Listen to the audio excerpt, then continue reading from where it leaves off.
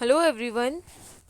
So students, जो हमने start किया हुआ था एलिमेंट्स की प्रॉपर्टी में, हम पीरियोडिसिटी देख रहे थे, जो ट्रेंड देख रहे थे, उसमें हमने पहले प्रॉपर्टी जो पढ़ी वो एटॉमिक रेडियस पढ़ी, आयनिक रेडियस पढ़ी, फिर उसके बाद आयनाइजेशन इंथैल्पी पढ़ा, फिर इलेक्ट्रॉन गेन इंथैल्पी पढ़ा। नेक्स्ट जो हमारे पास प्रॉपर्टी है एलिमेंट्स की वो है इलेक्ट्रोनेगेटिविटी।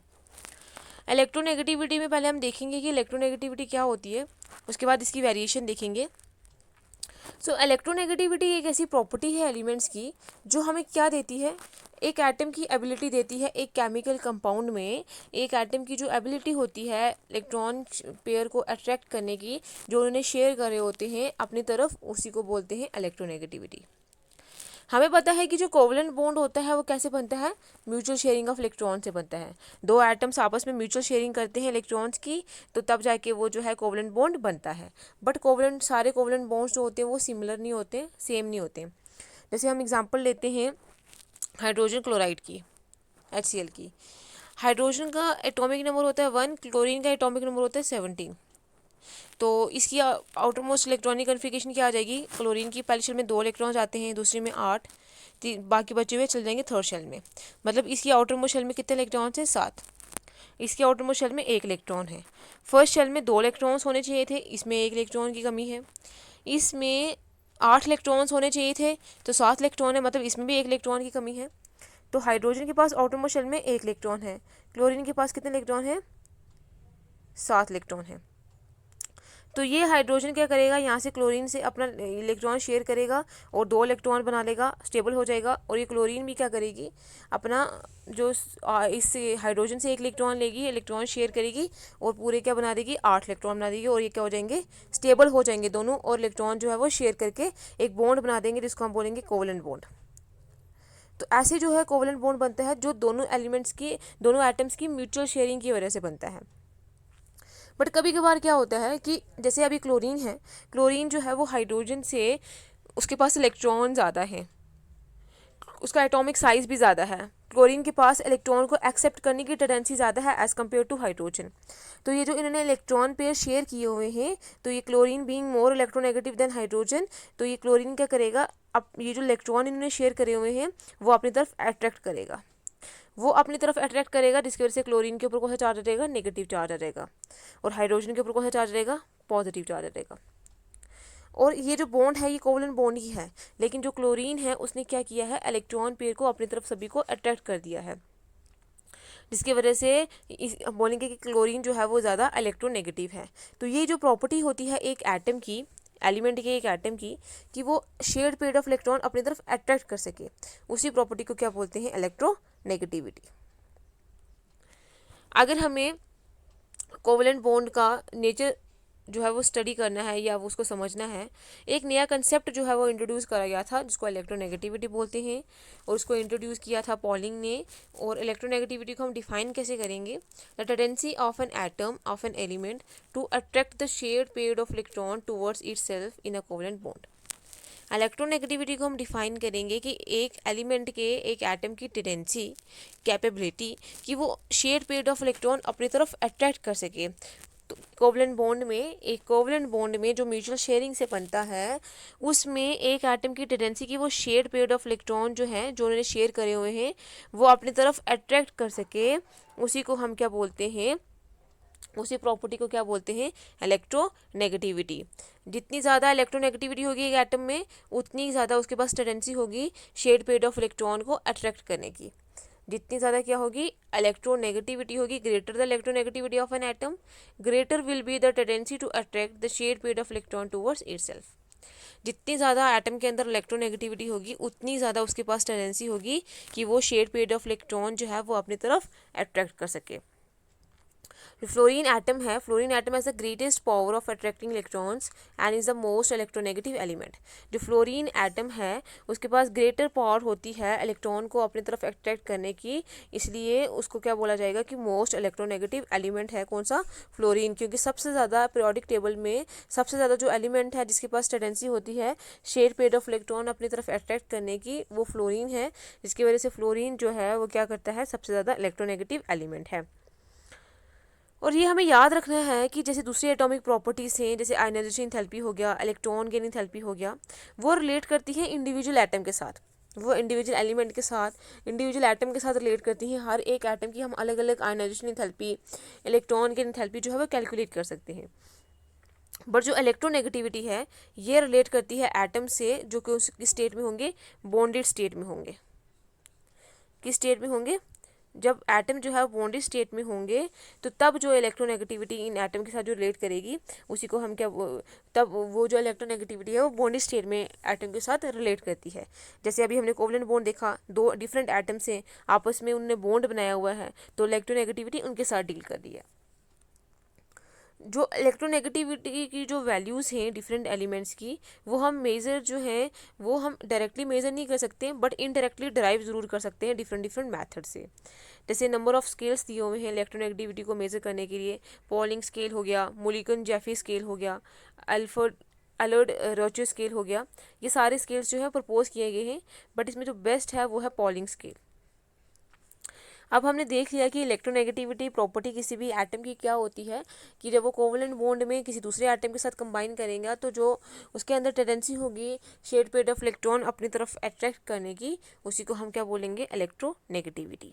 अब हम इलेक्ट्रोनेगेटिविटी की पीरियोडिक वेरिएशन पढ़ेंगे कि पीरियड में कैसे चेंज होता है और ग्रुप में कैसे चेंज होता है। The electronegativity generally increases on moving across a period from left to right from lithium to fluorine. जो इलेक्ट्रोनेगेटिविटी है वो जनरली इंक्रीज करती है जब हम अक्रॉस द पीरियड मूव करते हैं फ्रॉम लेफ़्ट टू राइट, मतलब फ्रॉम लिथियम टू फ्लोरीन अगर हम फर्स्ट पीरियड की बात करें तो, क्योंकि नोबल गैसेस जो है वो ऑलरेडी स्टेबल हो रखी हैं जो ग्रुप 18 में हैं, उनके पास वो इलेक्ट्रॉन जितने होने चाहिए उतने हैं, वो स्टेबल हैं, तो इसलिए हम उनकी बात ही नहीं करेंगे। तो फर्स्ट पीरियड में जैसे इलेक्ट्रोनेगेटिविटी है वो इंक्रीज़ करती है जब हम अक्रॉस द पीरियड मूव करते हैं फ्रॉम लेफ़्ट टू राइट। अब ऐसा क्यों होता है? जैसे हम लेफ़्ट टू राइट जाते हैं तो एटॉमिक साइज़ डिक्रीज़ करता है, जैसे हमने फर्स्ट पढ़ा था एटॉमिक रेडियस जो है वो डिक्रीज़ करता है जिसकी वजह से एटॉमिक साइज़ भी डिक्रीज़ करता है, और न्यूक्लियर चार्ज जो है वो इंक्रीज़ करता है। जैसे जैसे हम एक एक करके जाते जाएंगे तो जैसे इसका थर्ड 3 होता है एटॉमिक नंबर, नेक्स्ट होगा 4 5 6 7, ऐसे जो होगा एटॉमिक नंबर इंक्रीज़ करता जाएगा। एटॉमिक नंबर इंक्रीज़ करेगा, नंबर ऑफ़ प्रोटॉन्स भी इंक्रीज़ करेंगे, तो नंबर ऑफ़ इलेक्ट्रॉन्स भी इंक्रीज़ करेंगे, बट न्यूक्लियर चार्ज जो है वो डोमिनेट कर देगा किसको? क्योंकि इलेक्ट्रॉन जो है उसमें प्रिंसिपल क्वांटम नंबर की वैल्यू सेम रहती है, सेम शेल में इलेक्ट्रॉन जो है वो ऐड होते रहते हैं, शेल्स जो है वो इंक्रीज़ नहीं होते हैं, जिसकी वजह से न्यूक्लियस और शेल के बीच में डिस्टेंस जो है वो चेंज नहीं होता। इवन न्यूक्लियर चार्ज इंक्रीज़ होने की वजह से, नंबर ऑफ प्रोटॉन इंक्रीज़ होने की वजह से पॉजिटिव चार्ज इंक्रीज़ हो जाता है, जिसकी वजह से वो ज़्यादा इलेक्ट्रॉन को अट्रैक्ट करने लगता है, तो एटॉमिक साइज जो है वो डिक्रीज़ हो जाता है। As a result of increase in effective nuclear charge, the attraction for the outer electrons and the nucleus increases in a period and therefore electronegativity increases। जिसकी वजह से क्या होता है? न्यूक्लियर चार्ज इंक्रीज होने की वजह से अब पॉजिटिव चार्ज ज़्यादा है, उसमें इलेक्ट्रॉन को एक्सेप्ट करने की टेंडेंसी भी ज़्यादा होगी, तो ये क्या करेगा? न्यूक्लियर चार्ज इंक्रीज होने की वजह से ये क्या करेगा? अपनी तरफ दूसरे किसी एटम के शेड पेयर ऑफ जो इलेक्ट्रॉन पेयर होंगे, जो इलेक्ट्रॉन्स होंगे वो अपनी तरफ अट्रैक्ट करेगा, जिसकी वजह से इलेक्ट्रोनेगेटिविटी क्या करती है? इंक्रीज़ करती है। तो ये इसकी वेरिएशन है इन अ पीरियड। एक पीरियड में जो इलेक्ट्रोनेगेटिविटी जब हम लेफ़्ट टू राइट मूव करते हैं तो इलेक्ट्रोनेगेटिविटी इंक्रीज़ करती है। अब एक ग्रुप की बात करते हैं। In a group electronegativity generally decreases from top to bottom in a group as the atomic size increases and the bonding electrons become away from the nucleus. Electronegativity generally decrease करती है जैसे हम top to bottom जाते हैं, top से एक group में move करते हैं।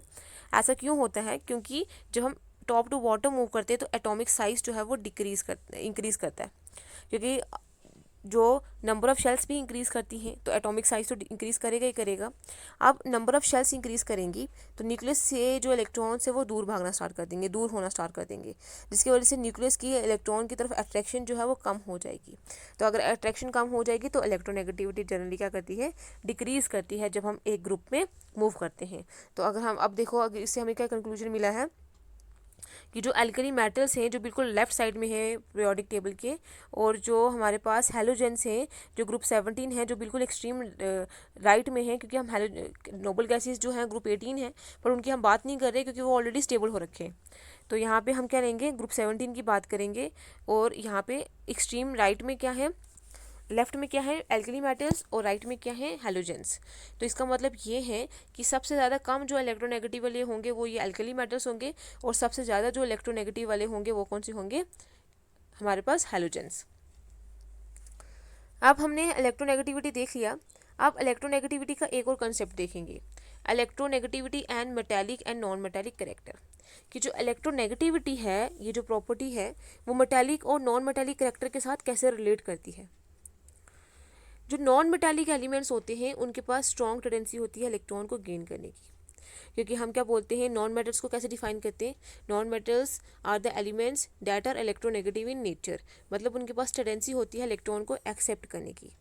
तो नॉन मेटालिक एलिमेंट्स क्या होते हैं, ग्रेटर स्ट्रॉन्ग टेंडेंसी होती है उनको इलेक्ट्रॉन गेन करने की, इसीलिए जो इलेक्ट्रोनेगेटिविटी होती है वो डायरेक्टली नॉन मेटालिक कैरेक्टर के साथ, नॉन मेटालिक प्रॉपर्टी के साथ रिलेट करती है।